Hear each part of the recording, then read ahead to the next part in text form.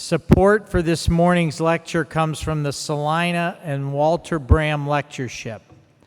Judge W. Walter Bram served as Chautauqua's president from 1956 to 1960, and his wife Salina was an active member of the Bird, Tree, and Garden Club. Their daughter Isabel and their grandson Pete are both former trustees of the institution, and their granddaughter Salina is a former director of the Chautauqua Foundation. Additionally, their son Jim, as well as numerous grandchildren, continue to be deeply committed to the work of this institution.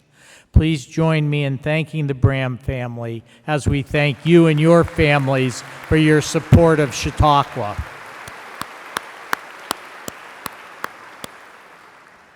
Joining us this morning is Scott Kennedy, who serves as Deputy Director of the Freeman Chair in China Studies and the Director of the Project on Chinese Business and Political Economy at the Center for Strategic and International Studies.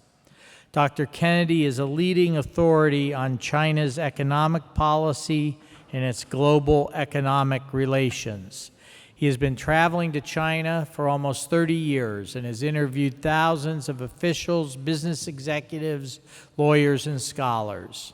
He has authored several books, including The Business of Lobbying in China, and he is the editor of a forthcoming work, The Dragon's Learning Curve, Global Governance and China. His articles have appeared on a wide array of platforms, including the New York Times, Wall Street Journal, and the Journal of Contemporary China. Dr. Kennedy served as a professor at Indiana University for 14 years, directed the Research Center for Chinese Politics and Business, and founded Indiana University's China office. Dr. Kennedy received his master's in China Studies from Johns Hopkins School of Advanced International Studies and earned his PhD in political science from George Washington University. His lecture today is titled China and the United States, Trading Places. Please join me in welcoming Scott Kennedy to the Chautauqua stage.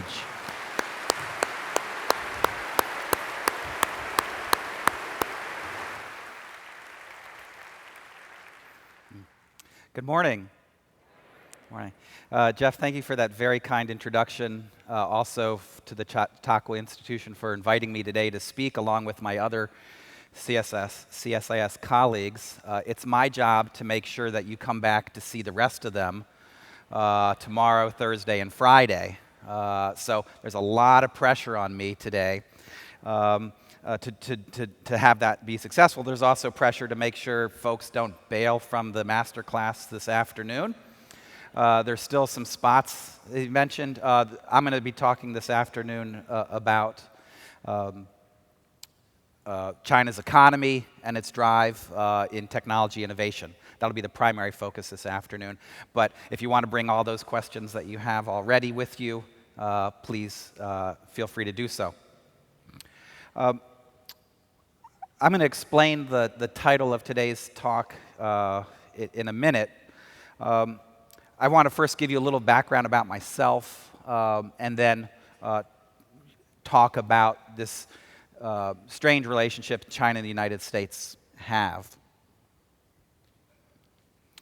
As Jeff mentioned, I've been going to China for almost 30 years. This was me in 1988. And it makes me look short, but I'm not. These are grottos south of Datong in Shanxi province. And I've lived in China off and on for 6 to 7 years over that time. I tell people I spend about 20% in China, 75% in the United States, and 5% on United Airlines. And I still have my teeth. As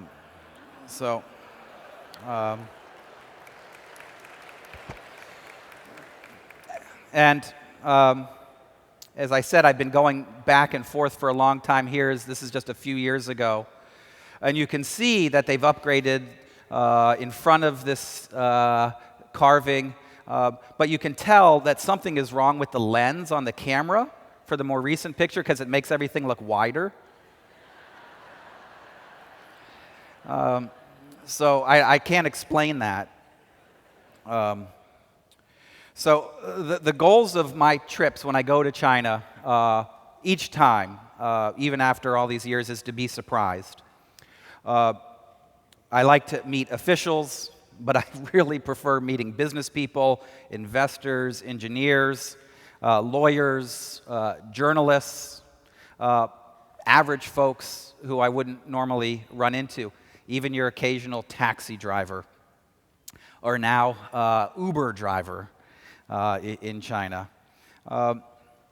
In going on those trips, I've noticed how much China has changed, but also China is an excellent mirror in which to think about the United States, and as the U.S. changes, to help me rethink about China.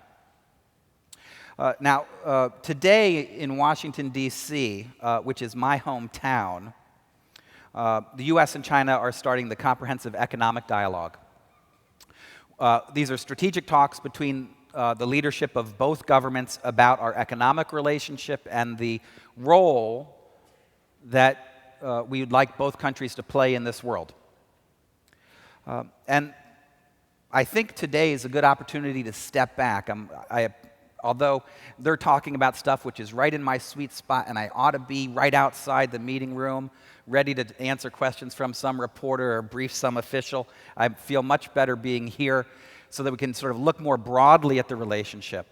Because if you step back, the position of U.S. and China, I kind of feel like it's Alice in Wonderland, and we've gone down a rabbit hole.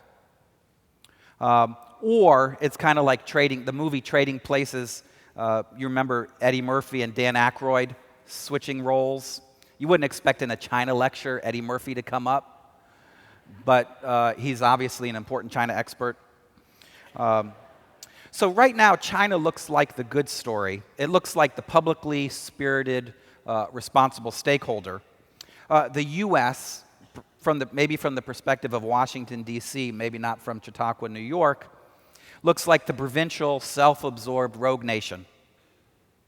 I take that term from a book Clyde Prestowitz wrote in the late 90s called The Rogue Nation, which was about the United States. But it even feels more like that if you go back to his book. But one of the messages I want to leave with you today is that we shouldn't get too carried away about this idea of the U.S. and China trading places. We need to keep sight of the elements of China and the United States that haven't changed, where there's been continuity over the last few decades, or ways that they've changed unexpectedly that don't fit the narrative or picture that you typically walk around it with or see on the front pages of the paper. The U.S. still has tremendous strengths. China has still significant problems and challenges. And I think the awareness of this mixed picture in both countries is important as we develop American policy towards China. So let me talk now about those aspects of China that people are most impressed with and that most impress me. And I'm going to start with a hometown story of a local boy who makes good. And I'm going to pick and for this hometown story, when I say hometown story, I mean the hometown right here in Western New York. Because this is a story about Robin Lee. I don't know if you know who Robin Lee is. He's 48 years old. He was born in Shanxi, the place I visited. He got his bachelor's degree at Peking University. And then he went to SUNY Buffalo, where he got his master's degree in computer science in 1994. Has 4 kids. And after he finished at SUNY Buffalo, he got a job at Dow Jones doing computer programming. Then he went to another company called InfoSeek. And then he ended up deciding to start his own company, a company called Baidu. Baidu started with a search engine, kind of like Google, and now has over 80% of the search market in China. They've made a ton of money. In 2007, Baidu IPO'd on NASDAQ, and Mr. Li now, his personal wealth is measured at a little bit more than our president's at $14.3 billion. So he'd be a good person to invite back for a talk. Let me show you a little bit about him. I have a clip here from a meeting, and I want you to watch this. This is Robin. This is not Robin Li, but this is, and you don't even, unless you know Chinese, you won't know what this gentleman is saying. But he is introducing Robin Li, who is going to participate in a meeting that they're hosting right now on the video, and he's going to participate in a very interesting way. And so he's asking, Robin, where are you? Let's talk. And so he brings up Robin on the screen in front of the crowd at the meeting that they're having in Beijing. And there's Robin. I'm sorry you can't see his face. You'll have to go to the internet. You can do a search on Baidu. He is in an autonomous driving vehicle. You don't have to worry what he's saying. So they're asking, what's it like to drive this, sit in this autonomous vehicle that's driving around Beijing? He's on, has anybody gone to Beijing? Oh, everybody's gone to Beijing. There's not much traffic, is there? Right? So he's in this car, autonomous, it's just the machine driving it. He's on the 5th ring road. You know, Beijing has ring roads. He's in a bunch of traffic. This is a Chinese company's technology that he's unveiling, right? From a search engine to autonomous vehicles, right? It's really interesting that he's doing this because he's breaking the law. Because in China, you can't do this. In the United States, I think Pittsburgh, a couple other cities have approved test driving of autonomous vehicles, but he did this in China, which was pretty impressive. So that's the type of technology that's being developed in China. Whether if you look at the internet, robotics, semiconductors, pharmaceuticals, commercial aircraft, advanced materials. There is so much innovation going on in China that it doesn't feel like the same country I went to 29 years ago. Venture capital. VC, when I was growing up, meant Viet Cong in Asia. Now it means venture capital, and China has one of the most vibrant venture capital markets in the world. And I met with someone, an American who invests there, and he says he's traveled all over the world, and he says today the most exciting venture capital market is Beijing. More interesting than Silicon Valley, more interesting than London, more interesting than in Israel. That's saying a lot. So high tech in China usually didn't go together. They now go together. Another thing that people don't think goes together with the word China is clean energy. This is a picture of a water-based solar farm that has 126,000 solar sheets that goes over hundreds of acres that can power 20,000 homes. China is generating more renewable energy faster than any other country now. It just moved ahead of the United States last year. In 2015, they invested $100 billion in renewable energy, and by 2020, they estimate there will be another 13 million jobs created in the renewable energy sector. And that doesn't mean that, and that includes jobs that are ancillary that benefit from having clean energy. In 2016, Chinese consumers bought 500,000 new energy vehicles, and they expect to sell 7 million a year in China by 2025. This year, in the first half of the year, about 1% of all vehicles sold in China were pure electric. There's about 132,000 vehicles out of 13 million sold. That's still a very low proportion, but it's going fast, and they have subsidies that encourage folks to buy these cars. And so by 2030, Bloomberg estimates China will have by far the largest electric car market in the world. Now, tomorrow, my colleague Sarah Ladislaw will go much more into greater detail into the global energy picture and where China fits, and she will fix all of the mistakes that I just told you. Oh, excuse me, that's on Thursday morning. Thursday morning, excuse me. All right, what else is China doing well? High-speed train. When I first went to China, every train in China was a slow train. Smoke-filled cars, people playing cards with each other, hanging out, spitting on the floor, taking a long time, very uncomfortable. They had what was called hard seat, which you'd sit straight up back. It's way less comfortable than the seats that you're in right now. Do that for 16 hours, right? Then fill out the comment cards, right? And you can see, but now China has high-speed trains and 12,000 miles of high-speed train track. That is more than the rest of the world combined. And it's just amazing. You get anywhere in China. It's much easier and safer and more efficient to just sit on a train and go 300 kilometers an hour across China than go to the airport, check in, go through security, and then have it sit on the tarmac. Traveling on China's high-speed trains, which are called Harmony, is the way to go. Beyond this, social welfare in China. 95% of Chinese have health insurance. That's a huge number for a population of 1.4 billion people. That means, now, that doesn't mean that everything is covered, but it's much better than it used to be, where there were huge gaps between urban and rural Chinese in terms of their access to health care. It's expanded dramatically.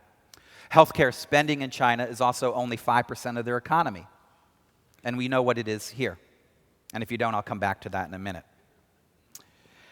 Finally, China's global role. It's playing a much larger role in the global stage. Let me show you some examples of this. You may have heard that Xi Jinping, China's president, this year, for the first time, a Chinese leader went to Davos. It's like the Chautauqua of Switzerland. And they meet in January, they go skiing, and they hang out, and they drink wine. And he went, and his message was about the importance of globalization, about not giving in to protectionism, about the benefits of connecting, of global trade and investment and people-to-people ties and connectivity, and that China is going to continue to play a big role in that. A few months later, in mid-May, the Chinese hosted the Belt and Road Forum in Beijing, which is China's large plan to connect the Eurasian landmass through transportation links over land, over water, to build all the infrastructure for that, to build ports, to then become hubs for cities to develop and for economies to develop. Now, it was the Chinese, you can't see this, but if you look up there, you'll see right below Xi Jinping's name a logo they have, and it says BRF. But it's the Belt and Road Forum, so it should be the BARF, or as I call it, BARF. So, another big initiative, as large as the Marshall Plan. Finally, at the G20 leaders meeting just a little over a week ago, 10 days now, China stood with the rest of the world in supporting the Paris Accords, implementing it, and pledged to fulfill its obligations that it's made at Paris, and to do so earlier than it originally committed. So this is tremendous changes for China that I've seen over the last 30 years. Now, in the last few years, there have been some big changes in Washington, D.C. My hometown, a place I love, and I love working there. It's hot. There's a lot of hot air. But it's still my hometown. And it's a great place. CSIS, our job is to sort of calm things down, introduce some real conversation into the mix, and hopefully generate some better policies from the United States, or at least better understanding about where we ought to be going. But if you look at the United States now, some of the things that we're going, it presents a stark contrast with some of the things I just described with regard to China. The United States is not focused in Washington on promoting American high tech. The current administration is focused on one industry, the steel industry. And it's 80 to 100,000 jobs that still exist in the United States. This week is Made in America week. And each day of the week, when you're not having fun here, the White House is going around touting each day something new about Made in America. And those things are important. Manufacturing is important. It's a lifeblood of an economy. But what's really important for an economy, especially ours, is high value-added technologies and services. Those are really what generates greater wealth, a higher standard of living. That is not the type of industries that are the focus now in Washington. Clean energy. I think you may have heard that there's a war against coal that is dangerous and threatens the coal industry in the United States and all 77,000 of its jobs. And renewables in the United States now, as far as I can tell, again, Sarah will correct me, I think are about 9% of the American energy mix in terms of consumption. China is about double that. So we are focused on past technologies, past industries, past types of energy. Infrastructure. I showed you China's high-speed rail. I don't think I need to mention and go into any detail about Amtrak. Amtrak, A-M-T-R-A-K, a 5-letter word, if there ever was one. Really difficult. I wish we would fix this. I wish we would fix this. When my Chinese friends come to the United States and they take a train, they're like, oh, they're talking like if you thought you were, going to like the backwoods of Ecuador, and they say, what's going on with your country and stuff, and it's a problem. Social welfare in the United States. I did not fully read the House and Senate health care bills because they weren't available to be read, but they were, I'm sure, pretty thick. And from what we could tell, if either of the House bill's passed, still Senate bill looks like it's being pulled back. But if they were implemented, that obviously have a big effect on the number of people that have health insurance in the United States. And already, compared relative to other OECD countries, the proportion of Americans that have health insurance is extremely low. So, and we spend, on a per capita basis, more than anyone else on health care, 17% of our economy. Our national political institutions, gerrymandered districts, social sorting where folks in the red camp live where the red camp lives, and the blues in the blues. That's generated a lot of safe political districts. So fighting occurs politically now mainly during primaries. It's led to a lot of division, the difficulty of getting things done, of meeting in the middle. We've seen the emergence of the idea of fake news, of things that are truthy, if they sound like they might be right. These are big differences. U.S. leadership. Well, I told you about trade and globalization and what the Chinese are doing. Well, Xi Jinping spoke in Davos on January 17th. So I went to see what was Donald Trump doing on January 17th. It was a tweet storm day. I just picked a few of these, and might have a hard time reading these because I just took 4. But the biggest tweets that got the most reaction were his criticism of Congressman and civil rights leader John Lewis, who said he wouldn't attend Trump's inauguration. So that's how he spent his January 17th. And then 3 days into office, stealing defeat from the jaws of victory, which is what my Washington Redskins usually do, Trump withdrew the U.S. from TPP, the Trans-Pacific Partnership. Now, it wasn't a perfect agreement. I think it was a lot better than what existed before because of all the gaps in the global system that needed to be filled. Instead, Trump has latched onto the issues of bilateral trade deficits, has threatened trade wars with various countries that have trade surpluses with the United States, even suggested the U.S. might withdraw from the World Trade Organization, the WTO, which sets the rules and enforces the rules on global trade. And who doesn't remember the NATO summit and what happened there?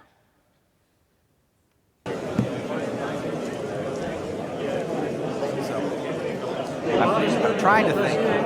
I always want to be first in line. So, it's just a different world. It's a different world. I feel like we're trading places. Like there's a need that we have to, like if something's wrong, we need people to give us recognition that we're numero uno. That's different. So, and as a capper, I already think I mentioned, on June 1st, the U.S. withdrew from Paris, or announced that it would. It's going to take some time to implement.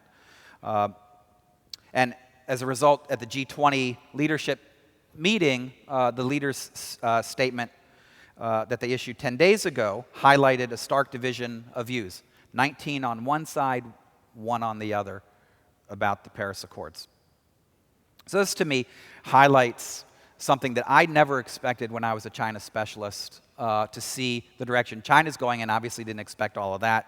And I'm equally surprised by the direction the United States is going in, or at least Washington. But of course, Washington can't go any direction without enough votes. So of course, this is not just a Washington phenomena, it's a national phenomena. We have a lot of division in the United States about where the U.S. sits in the world, what the nature of our economy should be, what the U.S. role should be, what is healthy or unhealthy about our political institutions. It's an immense challenge, and it really distinguishes how the two countries have flipped in many ways in traded places. So that's the first message I want to leave with you, is about that transition that's so prominent. But the other message I want to leave with you is that we shouldn't go too far and exaggerate things and just paint China as this rising world power, all good, all acceptable, the United States floundering on its way down, just going to crumble in a heap, and everything's wrong. I think actually we need some balance. And so let me say a little bit about the American picture and then something about the Chinese picture. So I don't think things are as grim in the United States as this view that I just portrayed puts out. The U.S. is still the world's leader for research and development in high tech. We have the world's best universities and colleges, especially, as he said, Indiana University, Johns Hopkins University, and GW. And if anyone went to UVA, wahoo wah. All right. If you went to Virginia Tech or Duke, it's okay. It's okay. All right. So no, we have fantastic universities, and that's why Chinese flood the United States with their students to come here. And we meet professors from China who just 2 weeks ago at CSIS, this professor from Peking University, China's best university, said, "We're so upset you guys keep stealing our students." Well, I think that's a good. They can steal like our clothing and some software. We get the students. I think that may be a good trade. But we still have a fantastic educational system. We have a strong civil society. which is demonstrated by the Chautauqua Institution and all the organizations that exist around the United States, independent, promoting debate, networks, critically important, critically important. You can't, civil society can't be replicated online, it's important, but people-to-people, face-to-face is immense. And so I'm extremely proud and admire what's going on here over the summers for so many years. Innovative government. We do have innovative governments. Maybe in Washington, but more in local governments, state governments, where you see experiments in the government's role in promoting technologies, entrepreneurship, providing services, dealing with health care, dealing with issues of health and obesity. You could just walk around, and I'm so impressed that even if there are problems in Washington, local governments and state governments seem to be stepping up. And I'd say even New Jersey, you know, even that guy who was sitting on the beach by himself with his family, they're doing stuff. It's important, and so I think that's important to know. Our economy, we have essentially full employment, under 5%. Wealth isn't distributed as equally as it needs to be, but we have full employment. Wages are starting to rise. The U.S. productivity growth is not fantastic, but it's actually better than just about anywhere else. And internationally, the U.S. still has immense hard power and soft power. If you heard my colleague Kath Hicks yesterday describe what the U.S. role should be, it begins with what our advantages are. I'm sure she described those to you. The U.S. is still globally indispensable country. And despite the downturn in international public opinion against one individual in Washington, D.C., there's still very strong public support globally for the United States as a whole. So everyone is still voting for all of you, as I am. So what's the case in China? So China is lots of positives, but don't forget that there's another side of China that's as authoritarian and as illiberal as ever. And let me tell you about China's leader, Xi Jinping. If Chinese people had a middle name, and they don't, if they had middle names, control would be Xi Jinping's middle name. Under Xi Jinping, who came into power in 2012, authority has been centralized in Beijing and in his hands. He's created a lot of new informal groups where he's in charge. If he had a business card, it would need to be like multiple layers and long because he has so many titles now. And he really is the master of everything. And the premier of China, their executive, Li Keqiang, I call him the bureau chief of administrative reform. He really is doesn't have a lot to do because of how powerful Xi Jinping is. If you've read the newspaper, then you also know that China has cracked down on the media, on the internet, on civil society, lawyers. You may have heard that Nobel Prize winner Liu Xiaobo passed away, the only Nobel Prize winner to pass away in custody since the 1930s. You know about the challenges in Hong Kong, in Tibet, in Xinjiang. You may not have heard of a new thing the Chinese are developing called the social credit system, which collects data on businesses and people from many different sources and develops a credit score for you, but not just about whether you should get a loan or not or be able to get the car you want, but it includes everything taken from social media. And once this is fully developed, I think you should just think of the Matrix, right? This would be a big deal, right? People will be able to sell you stuff easier, and the government will be able to know what you're doing and monitor you and surveil and control you. We now have the data analytics to do that because China is also going high tech. in big data. But not all leaders like Xi Jinping, not all communists are alike.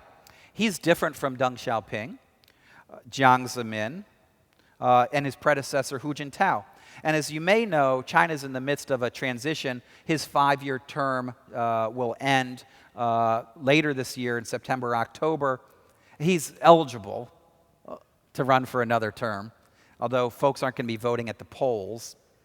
But as is trying to, our job at CSIS, people constantly ask us, well, who's going to be China's next leader? They always want to know. And that's a hard thing to do because it's a pretty opaque system.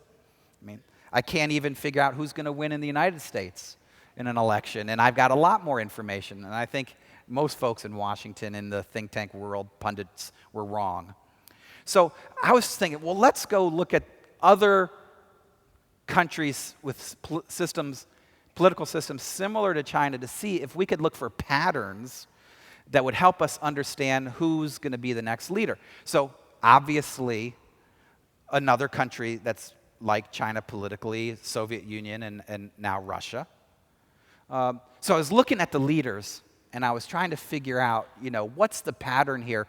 So if we start, the first one was Lenin, not the music guy, just in case you don't remember that.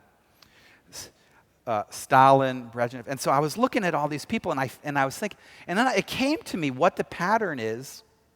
I looked at their policies and foreign policy, and then I figured out, well, Lenin, he was bald. Stalin had a lot of hair. Khrushchev was bald. Brezhnev had a lot of hair. Bald, hair, bald, hair, bald, hair. So I was testing. It's like perfect hair theory of political succession. And it worked perfectly. So we know who replaced Medvedev, the guy who was bald. But we didn't expect him to take off his shirt. So the data was, I think we still got it basically right. So if you're thinking, well, who's going to be the next leader of Russia? It's going to be someone with hair. Could it be someone with orange hair? No, that wouldn't be possible. That wouldn't be possible. So then we wanted to look at China, at the leadership. So here's all the leaders that China's had under the People's Republic since 1949. China's different. They've all got hair. They've all got a lot of hair. They've all got a lot of black hair. They've all got a lot of black dyed hair. So that's how we know who's going to be leader. The next Chinese leader will have a lot of hair. And so just like in Russia, there's an opportunity for someone who maybe wasn't born in China to be their leader, but who may be friendly with the current leadership, would be a good successor. So you thought I would put up Trump as their next leader. No, it'll be Xi Jinping, right? So this is in one way in which China looks similar to the way it has in the past in its leadership. China also still has a state-directed economy. China still has 5-year plans. What's a 5-year plan? It's a roadmap for what you should do to manage the economy, what industries you should support, which ones you should not support, what your targets should be. And I think the best way to teach you about the 5-year plan is to show you a video. I didn't make this video, but the Chinese did, and this shows you how good they are at at introducing folks to this. So let me play this for you. And this one, you do need to listen to it. And as long as you are familiar with English and you can tap your toes, you'll be okay. I might not show all of it. We're going to make sure you get the idea here. Oops. Let me go back. Here we go. I study technology. I just can't use it. Let me make sure here. Here we are. Okay.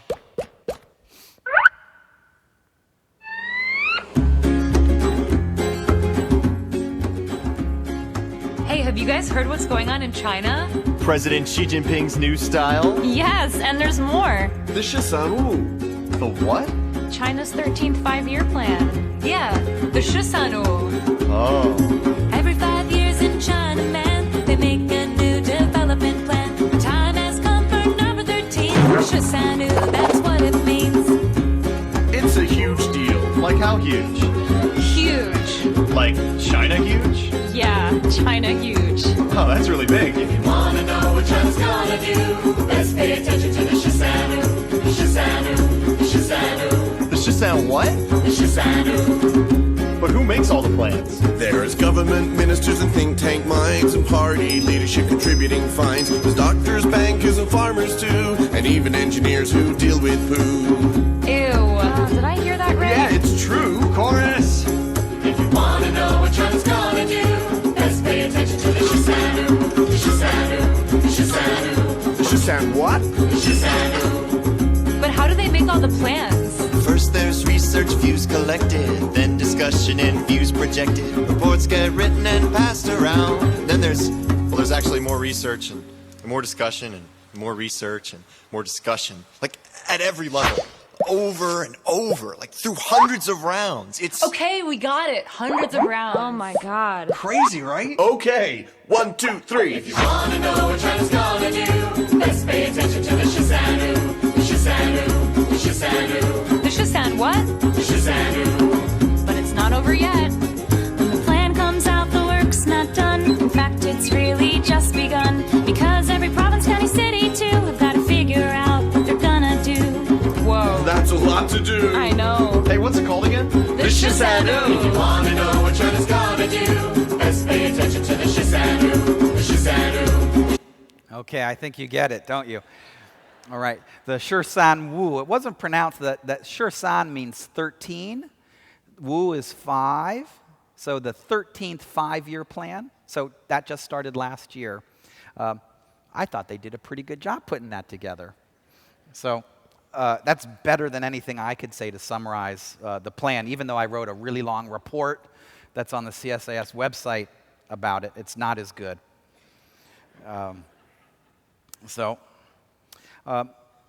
China is investing in many high-tech sectors in a state-directed way. Obviously, you have lots of entrepreneurs, but the government, the party, dole out money to sectors they want supported and push companies in those directions and dissuade them from going in others. Chinese are investing in R&D in Silicon Valley, acquiring firms, hiring away employees from multinationals, including American companies. But most high-tech in China, most R&D in China is more D than R. There's a lot more development than basic research. I'll be talking about that more this afternoon. China's economy, despite this move towards high-tech, is still highly inefficient. With plenty of debt, China's not the most indebted country in the world, but its debt is growing faster than any other countries in the world. Its debt is expanding faster than its GDP, and that's not sustainable. The Chinese criticize Donald Trump and the US for protectionism, or plans for protectionism, but they're hypocritical because China's markets have lots of barriers to foreign imports and foreign investment. And if you look at any survey by American companies that do business with China, their sense of the environment in China is all downhill in terms of the obstacles they face doing business there. So there's a bunch of risks that China's economy faces. There's the upside, high-tech power that might challenge everyone around the world. There's the downside, risk of a potential economic crisis that would lead to a massive fall in demand, market volatility in China and elsewhere. So even though its economy has been humming along, if you look under the hood, there's still significant challenges. Poverty in China. China is a place that still has poverty. You all raised your hands that you've gone to Beijing, but how many of you have gone to rural Shanxi province? All right, so you've gone to like Xi'an or something like that and seen the terracotta warriors, right? You've seen that. But you really, if you go out into rural China, you're going to find a place that you're not very familiar with. Let me just tell you one data point. There was an independent survey conducted by scholars based at Stanford University of 1,400 Chinese toddlers in poor rural counties in Shanxi province. And what they found was that 40% of the children that they tested were developmentally delayed with an IQ of under 90. And they trace that chain of events that leads to this enduring developmental problems in rural China to first, poor parenting, parents who don't talk to, stimulate, sing to their kids, poor nutrition, lack of glasses, and bad schools. So basically, and you know, if by the time you're 2.5, basically your IQ, your intelligence is sort of set in stone, right? Now, in the United, so what does this mean? So if you extrapolate that data, that means, because China has 600 million rural inhabitants. So if you take 48% of them, or just in rural counties and then poor urbanites, you're talking to 200 to 300 million Chinese that have this problem. Now, in the United States, we know with an IQ like that, you now can be president. But as Tony if you watch ESPN, you know Tony Kornheiser, a longtime Washington, D.C. Washington Post columnist who said, "We kid because we love," right? So, but in China, if those people are going to have a difficult time plugging into and contributing to an advanced, high-tech, high-value-added economy. They're going to be a big burden. And in fact, if it's really 300 million people, that burden is going to be much larger than the cost that people are estimating to deal with all that debt that China has been building up from its manufacturing sector and state-owned enterprises. And it's going to cost them way, way more than the money they're spending on high-tech innovation. This is a big, big challenge for China. Foreign policy. Is China being a responsible stakeholder? Well, in many ways it is, but China is the largest exporter of coal-fired power plants. The Belt and Road, a great idea on paper, but it involves handing out loans to countries across the Eurasian landmass who may not be able to pay them back. So if you thought the Latin American debt crisis was good, maybe you should prepare for the Eurasian debt crisis. Internet governance. China is going around the world promoting its version of global internet governance, different from the stakeholder voluntary model that we currently have, promoting the idea of what they call internet sovereignty. The sovereignty that states should have, not that people should have over their internet. Now, my colleague Denise Jung will touch upon this somewhat on Friday in her talk on cybersecurity challenges, but this is a big difference between the United States and China and most of the world. Finally, the South China Sea, other regions around China where they're facing problems. North Korea, Taiwan. This is from the CSIS website, our Asia Maritime Transparency Initiative, and you can see what China is doing in the South China Sea, reclaiming, building artificial islands, and putting runways on them. The left side is the updated one from 2016. The first was in 2012. So China is a challenge in foreign policy. So what is the result of all of this that I've discussed today? So China, I think, may be immensely successful, play a large global role, but today China's promoting, it's an illiberal China. And China's become much more illiberal under Xi Jinping. And China is advocating an illiberal brand of globalization. Is China offering to provide public goods? For the rest of the world, not really. China is trying to make the world safe for China. It's still following a China-first strategy. So the challenge for the United States that China presents is huge.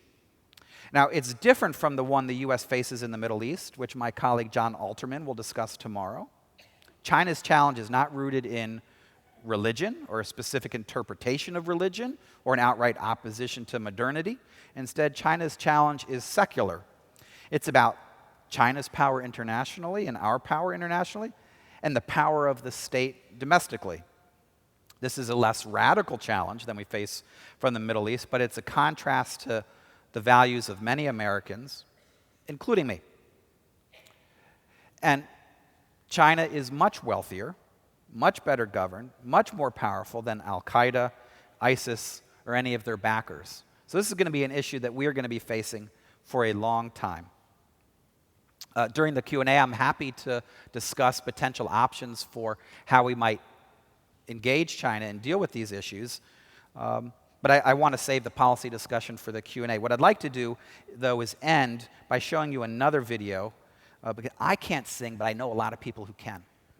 And so I want to show you a video made by a guy called Daddy Doe. And Daddy Doe is Andrew Doherty, who's from the Capital Group. He lives in Beijing, but his hometown is, where would you believe it, Syracuse, New York. So this is called the Beijing State of Mind. And again, I won't let you hear the whole thing, but I want to give you a taste. And to me, this captures both the positive, exciting elements and also some of the problems that China faces.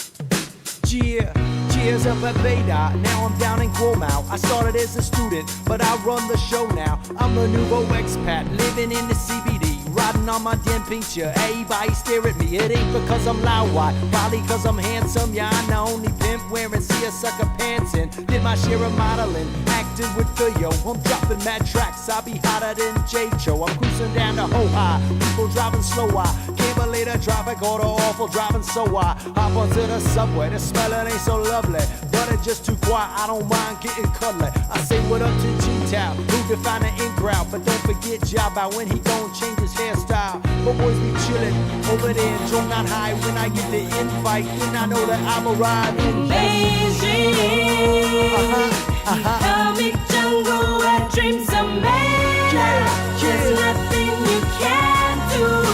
Yeah, you're in Beijing. That's right. That's right. Tai Chi will make you feel brand new. The sights will inspire you. Let's hear it from Beijing, Beijing, Beijing. Y'all can catch me with my boys at Gong T at a Guoan game. I made the Guoan shirt more famous than the Guoan K. Yeah, I watch the Dragons, I'm courtside at the Ducks, even though the halftime dancing show really sucks.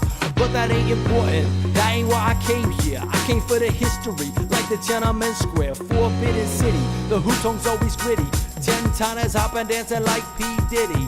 15 million people, half the dudes is naked, pulling up their shirts cause the summers they can't take it. Long fingernails, pinky on the right hand, cause the left one pinky as well as your right one can. Babies on the prowl, defecating on the pavement. I just wanna scowl saying, so why don't you save it? But that's the way it is, that's how we do it here. If y'all don't like it, you're welcome to steer clear. Beijing, Come on. comic jungle where dreams are made of. There's nothing you can't do. Yeah, you're in Beijing. That's what I'm talking about. Tai Chi will make you feel brand new. The sights will inspire you. Let's hear it from Beijing, Beijing, Beijing. Okay. All right. You can go to the web. Andrew produced a full album, which you could download. He had a concert in D.C. and other places in the United States. Fantastic talent. I don't have that talent. But I hope I was able to share with you some of my feelings about what's going right in China, what's going wrong in China, and how we ought to engage this amazing country. Thank you very much.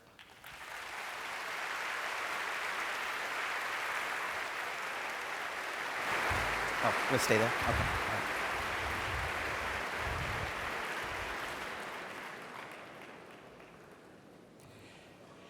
If you need to leave to be somewhere else, we would ask that you please do so quietly and not begin your conversations until you are outside the fence of the amphitheater. That would be helpful to those who are staying behind for the Q&A. Thank you. My impression from the international meetings and Chinese leader coming over to Mar-a-Lago and is that Trump seems to have struck up quite a good relationship, dare I say friendship or whatever, with Xi Jinping.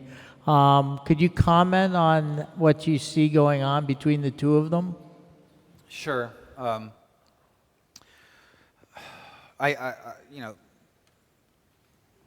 Originally, Trump, during the campaign, suggested that he was going to bring it to China as hard as he possibly could, that China was a monster problem. In early December last year, he took a congratulatory phone call from the leader of Taiwan, Tsai Ing-wen. And that really upset the Chinese. If you know the relationship between China and Taiwan, China sees Taiwan as a renegade province, and the U.S. doesn't have diplomatic relations with Taiwan. And so that's angered the Chinese so much that essentially they were going to say that the relationship was going to just go on a total hiatus. So Trump had to work his way out of that jam, did so in a call to Xi Jinping and stated publicly. And then he decided that instead of immediately coming out of the box hard on China, he was going to try and butter China up and work with them and try and see if he could give them some time to address challenges on trade in North Korea. And so he invited Xi Jinping to Mar-a-Lago for the Citrus Summit, where he showed him a good time. They had some tremendous cake, apparently. Xi Jinping gave him a history lesson on North Korea. And I think we should not overstate the significance of this personal ties. I think these are two very, very different people. But in China, there's lots of Donald Trumps. There's lots of real estate moguls who talk big, who make big deals, who are in jail. So Xi Jinping knows people like Donald Trump. And Donald Trump is so transparent. You've got basically every day you get a psychological analysis of him. We have nothing like that on Xi Jinping. So I think for Trump, it's sort of the first part of the strategy. We may be shifting now towards something that's going to be a little bit more gruff. We'll see how this week goes in Washington, D.C., and what his judgment is about North Korea. I think the Chinese are very happy with the relationship right now because of all the fears they had that there was going to be a trade war or some other potential security conflict. They think they now have him under control. It still could get out of control, but I think right now they're feeling very good. Can you discuss China's expanding economic colonialism in Asia, Africa, and how the U.S. should view this strategy? Sure. Well, China is the world's largest trading country. Right now, it's number one throughout Asia, most of Africa, and it has a trade surplus with most of the rest of the world, not every country. In the trade with Africa and less developed countries is typically commodities and resources flow in one direction, Chinese manufactured goods, high-tech flow in the other direction. China doesn't, and so maybe that's prompts the questioner to use the word colonialism. China has also interacted with political elites to get contracts, brings its own workers in many instances. I think that is a challenge. I think that the Chinese have found when they try to be extremely patronizing and just have business for Chinese, that they incur a lot of resentment from those countries. And the places where it's tried to collaborate with civil society, with the middle class, make sure there's jobs for others, they've done better. And I think there's been this learning curve. So I think there has been some change in a more positive direction overall.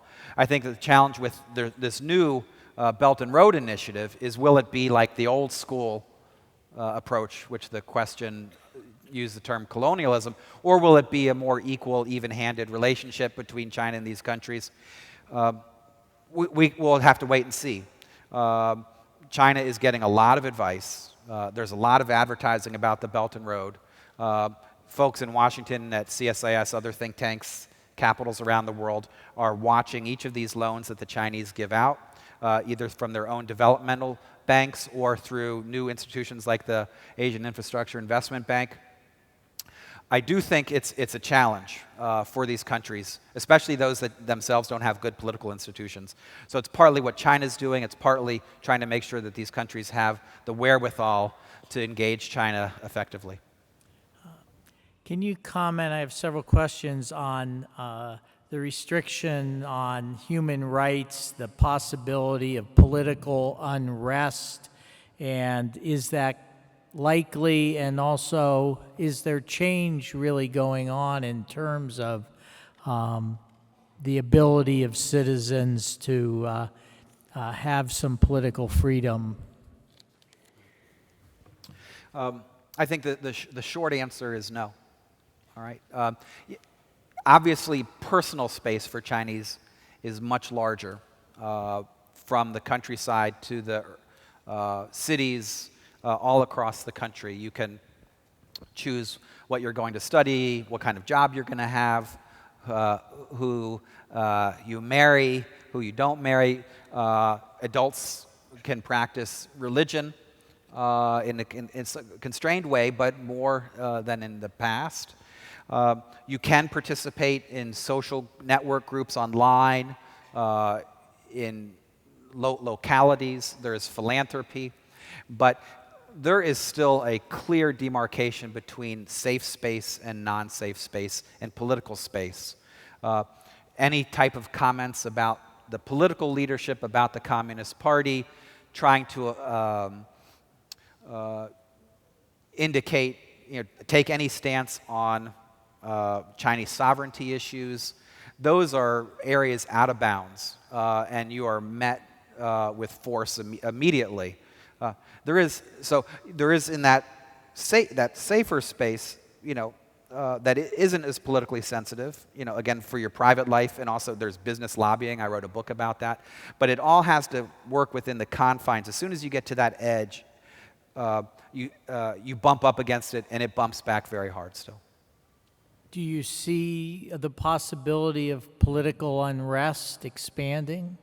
I would like to say that global history has a straight line for everybody, that you build a middle class, a bourgeoisie, they push to defend their rights for elections, for independent media. And in China, you have a lot of liberals. Liu Xiaobo was not alone. And you have Chinese who have studied abroad, who have more liberal views. But you have a current leadership that does not share those views whatsoever. And they are delivering on China's economy, on the social safety net, on Chinese foreign policy. I think Xi Jinping, even though he's highly anxious about folks who might want to challenge the party and has lots of coercive instruments in place, I think their scorecard, they think the scorecard looks very good in their favor. And you'd have to give them credit. There is no organized opposition inside China or outside China. And lots of Chinese are willing to trade political freedom and the vote for the system they get. And I think when they look at the United States and challenges that we have, which I painted as a mixed bag, that's what they see. They see poor infrastructure, they see arguments and tweeting, and they say, is that the system we want? Will that get us what we want? Now, that may be a superficial comparison that they make that is self-serving, but you hear it a lot from Chinese. I think you even hear it a lot from Americans who think, well, maybe we ought to think about differently about what kind of system we want.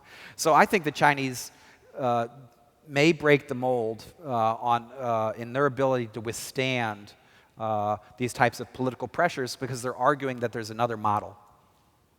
So how do 95% of the people have health insurance? How do poor people pay for it? Sure. So China has two kinds of health insurance. They first have a public health insurance system, which is employer-based, as well as insurance that is not employer-based, so like a universal health care coverage. And that covers most of your basic needs. And you get a card, you go to the hospital or a doctor. There's also a small private insurance market that deals with non-basic sorts of coverage. It's very expensive. Only a small number of people in China have it. One of the problems with health insurance in China is that it's not easily portable. So it's in two ways. China has public hospitals, which are most of them, account for 2/3 of hospitals, but 90% of beds in China. And most doctors, the best doctors, work at those hospitals. But usually you have to stay within your hospital that's nearest you and in your locality, in your city. So if you're traveling, you just can't use that to portable elsewhere. And the range of service, what's covered, is limited. So when we say 95%, that's a very big number, but there's still a lot who are uncovered. But you remember, China's per capita income, 8,000 US per year, not 55 per year. So it's, for a country of that level of economic wealth to have that much coverage compares favorably to other parts of the world. Would you comment on the massive buildup in all aspects of their military, not just in the China Sea? Sure.